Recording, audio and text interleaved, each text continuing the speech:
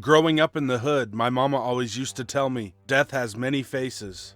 I should stay away from bad people and never do bad things. I was down with that and did all the things good kids do. Take out the trash, go to church, help with the housework and shit. That was all fine until my mom lost her job. It's stereotypical. My dad wasn't around, and we were like fucked, man. No money, no nothing. My mom was desperate, so she turned to the only job a single mom from the ghetto could do: prostitution. This changed me. My mom always said not to do bad shit, but her job was a sin. So I thought, fuck it. If she can do bad shit, so can I. At this point, I was already in high school, and I wasn't doing well at all. I started hanging with some minor thugs and petty thieves. Started smoking weed from time to time, which spiraled into smoking every day. I dropped out of high school, but I didn't tell my mom. She would have been fucking disappointed. With nothing to do with my time, except going to my friends' homes and getting high all day, I decided I want to make some money, so I started dealing weed. You know, weed nowadays is cheap and easy to come by, not really a money-making substance, so I started to slang crack.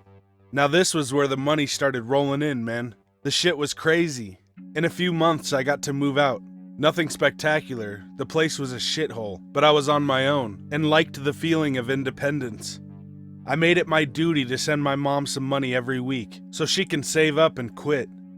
You've all heard the saying, don't get high on your own supply, right? That was easy for me. Back in the hood, I saw what crack did to people, so I just stuck with weed. But damn, I got some shitty friends. I organized a little get-together at my house, and we were flat out drunk and stoned.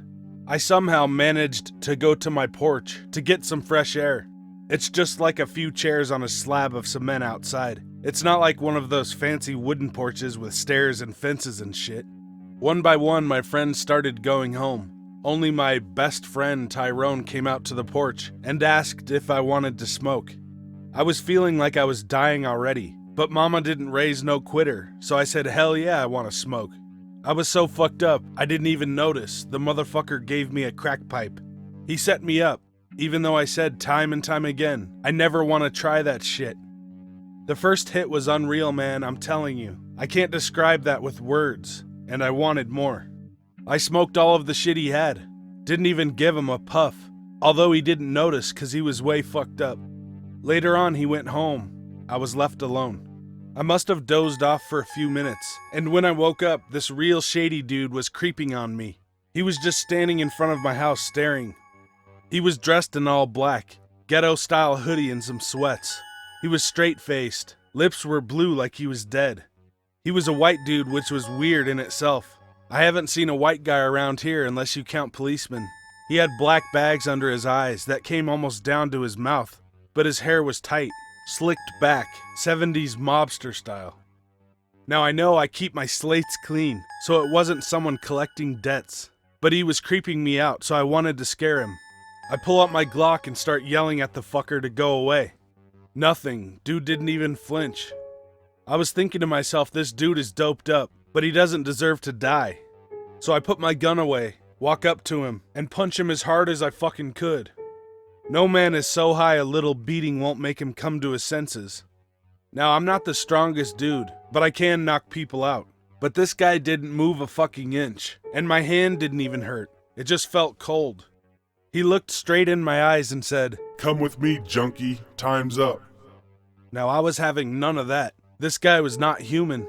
I panicked, took off my shirt and threw it on his face so he couldn't see, and then took off running like a madman. I ran so fucking far and so hard that I felt like an Olympic athlete. The dude was 2 feet behind me every time I looked back. He was so damn close, but I couldn't run anymore, man. I was wore out. So I stopped, turned around, and begged. I begged like the biggest pussy ever, man. I just didn't want him to hurt me. He was having none of it. He said it was all my fault, and that I blew my chance in this world. And then the dude hugged me. Kind of a lame way to kill someone, but whatever. Next thing I know, I'm waking up at my house, and all the people who were at the party were there. My girlfriend Kelly was a nurse, so she knew how to hit me with adrenaline. They said we were all having fun at the party until I took out a bunch of crack from the drawer and started smoking on the porch. They didn't think much of it, cause the dudes who deal drugs usually end up using them sooner or later.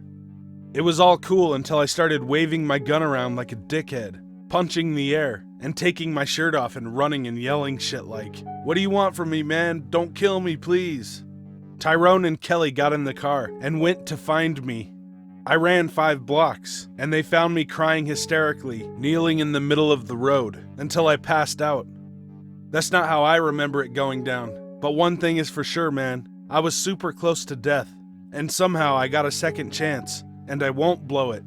I'm never doing crack again, man. That shit fucked me up for life. Anyways, kids, don't do crack, unless you want a weird white guy with slicked back hair to chase you.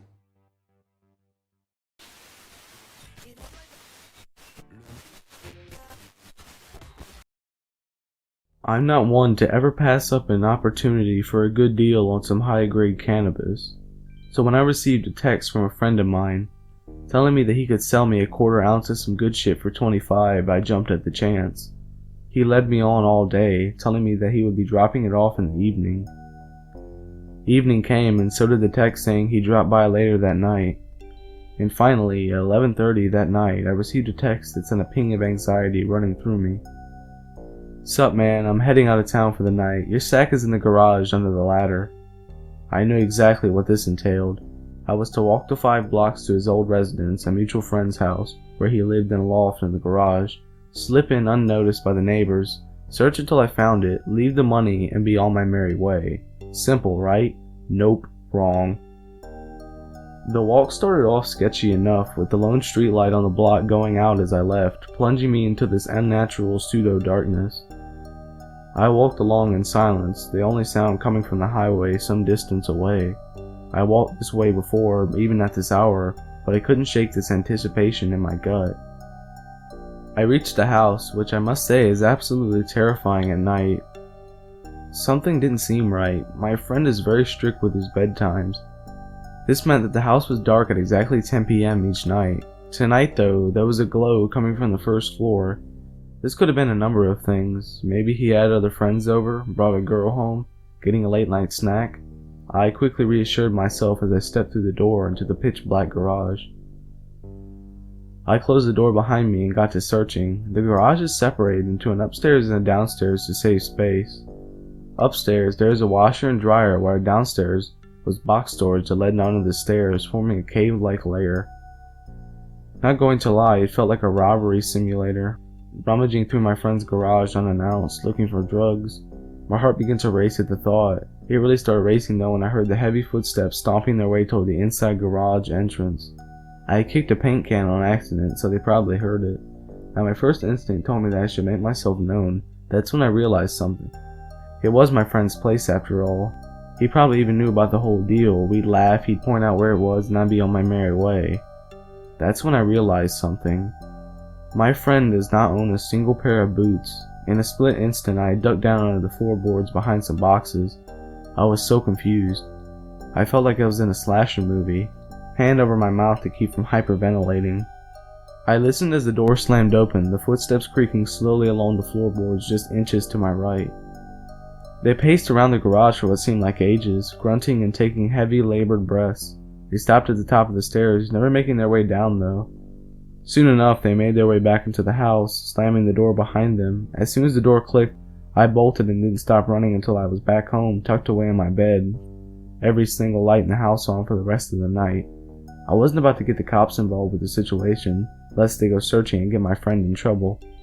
So I simply sent him a text and went to sleep. I awoke to 2 texts in the morning. The first was a message from my dealer friend asking me if I was alright. The second was a text from my friend who owned the house, telling me he got stuck at a friend's house overnight. I was so fucking confused. Later that day, the friend with the house sent me a news link over Facebook with no caption. It was a news report about a burglary/murder that took place on my friend's street. 2 houses had already been confirmed as being broken into in the middle of the night. The first was the home of an injured veteran. He was found in the bedroom, a 9mm bullet lodged in his head, all the valuables in the house gone. The second house was my friend's. Hey guys and ladies, thanks for watching. If you want me to tell your story or read a creepypasta, email me at the address in the description. I want to thank BumpInTheNight for working with me. The other half of this collab will be on his channel.